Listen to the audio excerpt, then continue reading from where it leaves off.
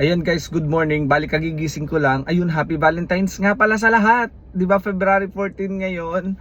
Valentine's Days. Grabe, siguradong sobrang sasaya ng mga people ngayong araw na to.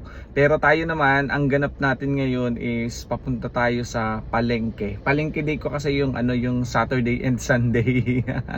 Kasi pang 1 week namin na pagkain na ulamin 'yon.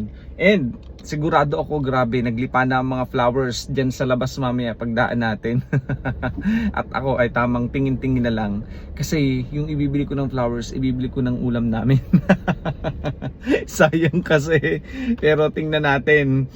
Ayan, sana masaya ang lahat ngayon. May flowers, may chocolates, wala. O, di ba, ang mahalaga kayo ay magkakasama at masaya. Hindi lang naman kasi tuwing February 14 or Valentine's Days natin sineselebrate, kasi dapat everyday tayong masaya, dapat everyday masaya yung puso natin, dapat everyday pinapasaya natin yung puso ng mga taong minamahal mo. Hindi tuwing February 14 ka lang nag-exert ng effort, dapat everyday, di ba? Hindi yung all out ka lang ng February 14.